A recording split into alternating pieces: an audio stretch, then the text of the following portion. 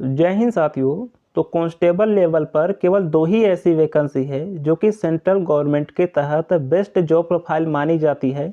एक वैकेंसी है दिल्ली पुलिस और एक वैकेंसी है आरपीएफ। तो दिल्ली पुलिस और आरपीएफ दोनों सिमिलर वैकेंसी है। तो आरपीएफ की वैकेंसी आपके सामने है, अभी इसके एग्ज़ाम बहुत ही जल्द होने वाले हैं।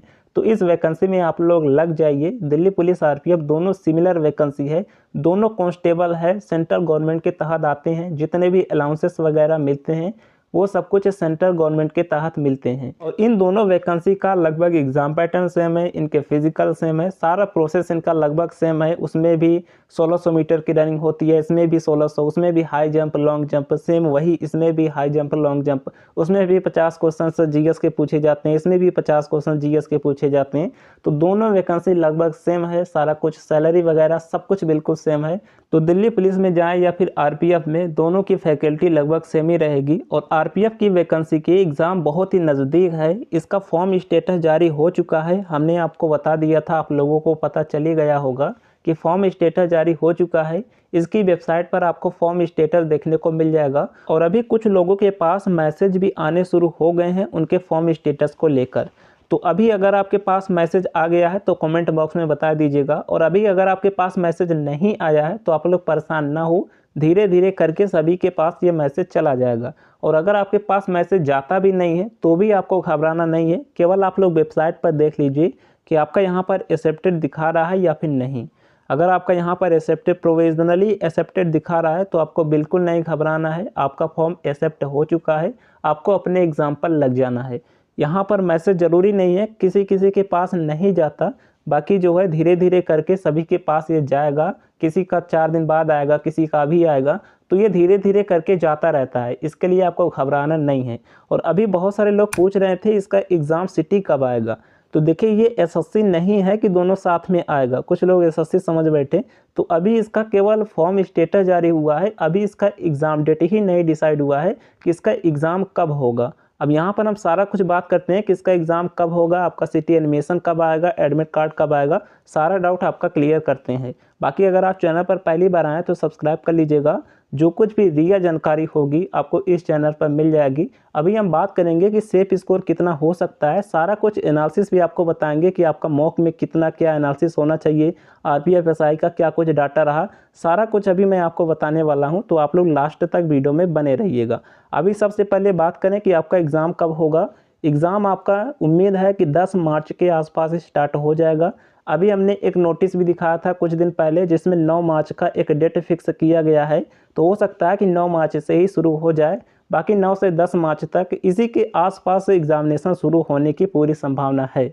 तो मार्च का फर्स्ट वीक ही मान के चलिए कि आपके एग्ज़ाम शुरू हो जाएंगे।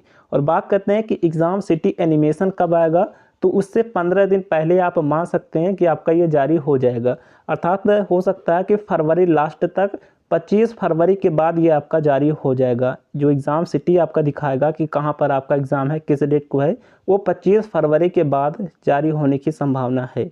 और एडमिट कार्ड तो आपका 4 दिन पहले आएगा, जो भी आपका एग्ज़ाम डेट होगा उससे 4 दिन पहले ये जारी होता है।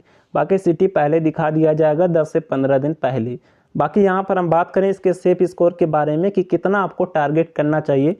और लास्ट समय में आप लोग ज़्यादा से ज़्यादा रिवीजन कीजिए, जनरल अवेयरनेस पर फोकस कीजिए। और अगर आपने अभी तक नोट्स नहीं बनाया है तो अब समय नहीं बचा है, आप लोगों को बना बनाया नोट्स टेक्स्ट बुक पर मिल जाएगा, वहाँ से आप ले सकते हैं। टेक्स्ट बुक पर आज तक केवल ऑफर है, सबसे कम प्राइस में 747 रुपये में आपको जो है पास प्रो मिल जाएगा, अर्थात पूरा मॉक टेस्ट मिल जाएगा, जितने भी एग्ज़ाम के प्रीवियस ईयर के पेपर हैं वो सब कुछ मिल जाएगा। आपको स्टडी नोट्स मिल जाएगा, एक बार इसे खरीदने पर सभी एग्ज़ाम के स्टडी नोट्स ले सकते हैं। अपने लैंग्वेज में आप ले सकते हैं, चाहे आप असमिया में लेना चाहे बंगाली में लेना चाहे, अपने लैंग्वेज में, चाहे हिंदी में चाहे इंग्लिश में, अपने लैंग्वेज में आप इसका स्टडी नोट्स पा जाएंगे।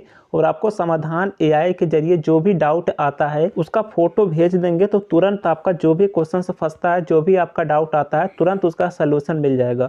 और ये अभी जो है सबसे लोवेस्ट प्राइस है। अभी ये प्राइस बढ़ जाएगा। देखिए 747 ये ज़्यादा प्राइस नहीं है, क्योंकि इसमें आपका प्रो मैक्स भी मिल रहा है, जो कुछ भी मॉक टेस्ट सब कुछ मिल रहा है। तो इसलिए 747 रुपये में आपको ये सब कुछ मिल जाएगा। आपको नोट्स नहीं बनाना पड़ेगा, किसी भी एग्जाम का बना बनाया नोट्स मिलेगा, केवल आपको रिवीजन करना होगा।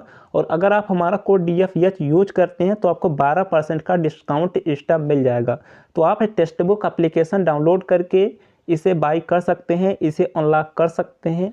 और चेकअप लिंक आपको वीडियो के डिस्क्रिप्शन बॉक्स में भी मिल जाएगा। एप्लीकेशन डाउनलोड करके वहां से आप इसे अनलॉक कर सकते हैं।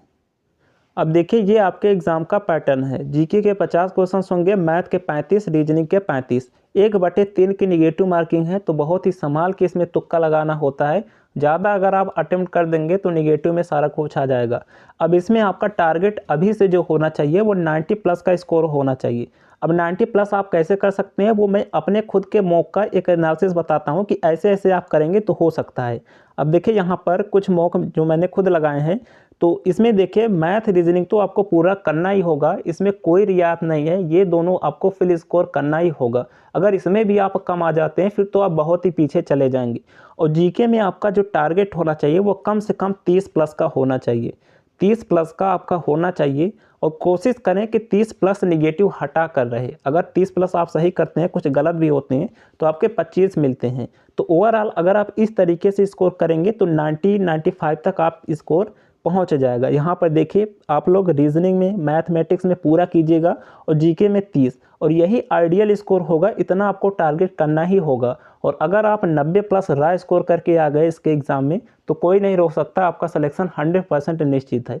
और वहीं अगर आप देखें, जैसे अगर आप रीजनिंग में 1-2 क्वेश्चंस भी गलत करते हैं, यहाँ पर देखिए जैसे 3 क्वेश्चंस इसमें गलत हो गए तो आप बहुत पीछे चले जाएंगे। तो एक एक छोटे छोटे पॉइंट पर जो भी सिली मिस्टेक होते हैं वो आपको नहीं करना है, उस पर आपको ध्यान देना है। और कोशिश करके आपको मैथ रीजनिंग में 35-35 पूरा करना है। और मैथ रीजनिंग आसान आएगा। जैसे RPF SI का आप लोग पेपर देखिए, उसमें थोड़ा सा कैलकुलेटिव डाला गया था, क्योंकि वो SI लेवल का पेपर था। ये कांस्टेबल लेवल का पेपर आएगा, तो इसमें मैथ कैलकुलेटिव नहीं आएगा, आसान ही आएगा। तो मैथ रीजनिंग आपको पूरा करना है। और जीके में कम से कम 30 करना है। 25 का भी यहाँ पर कोई गुंजाइश नहीं रहेगा, कम से कम आप 30 करें। तो अभी आप ज़्यादा से ज़्यादा फोकस जनरल अवेयरनेस पर कीजिए अगर आपके मैथ रीजनिंग सही है। और टेक्स्ट बुक पर लेटेस्ट TCS का कौन सा पेपर पूछा जा रहा है, इससे आप अपने जीके को मजबूत कर सकते हैं।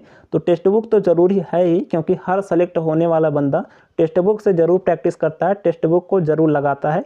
यहाँ पर प्रीवियस ईयर का पेपर, अभी जो लेटेस्ट में RPF के पेपर हुए हैं, SI के, सारा कुछ यहाँ पर मिल जाता है। तो टेक्स्ट बुक तो ज़रूरी है ही। अब देखिए यहाँ पर RPF SI का, जिसमें 100+ करने वाले केवल 6 लोग थे और 90+ करने वाले केवल 509 लोग थे। अब इसमें भी एक एक नंबर पर लड़ाई रहेगी, जैसे जैसे नंबर बढ़ता जाएगा। जैसे हो सकता है कि 90+ वाले 509 है, तो 95+ वाला हो सकता है कि केवल 100-200 ही हो। तो ऐसा होता है। तो 90+ अगर आप करके आएंगे तो आप कंपटीशन की फाइट में रहेंगे और टॉपर की लिस्ट में शामिल रहेंगे, अर्थात सिलेक्शन तो निश्चित ही है। और एवरेज अगर आप देखेंगे तो RPF SI का, जिसमें सेम पैटर्न है कांस्टेबल वाला, तो इसमें 60 का भी एवरेज नहीं बना। सबसे इजी शिफ्ट जो था उसका भी 59.9 एवरेज बना, लगभग 60 आप मान सकते हैं। तो जहाँ पर 60 एवरेज बनेगा, आप इसका 1.5 गुना करके आएंगे। अगर आप जो है 90+ स्कोर करके आएंगे तो निश्चित ही आप सेलेक्ट हो जाएंगे। अभी देखिए RPF SI में भी 90+ करने वाला सेलेक्ट होगा। यहाँ पर 90+ वाले 507 हैं, तो जो 95 तक होगा, इसमें भी अभी नॉर्मलाइजेशन होगा, तो 95+ वाला भी सेलेक्ट होगा। भले ही इसमें 400 वैकेंसी है और आपके यहाँ तो 4000 वैकेंसी है। तो 90+ पर आप जो है बिल्कुल श्योर रहेंगे। कितना भी नॉर्मलाइजेशन होगा तो 90+ पर आप फाइट में रहेंगे। चलिए बाकी अभी जो भी मॉक लगाइए उसमें कोशिश कीजिए 90+ का स्कोर लाने की। अब देखिए अगर आप 35 इसमें करते हैं, 35 मैथ 35 रीजनिंग करते हैं, 70 हो गया। और अगर आप काट पीट के 20 भी GS कर लेते हैं तो भी 90+ हो जाएगा।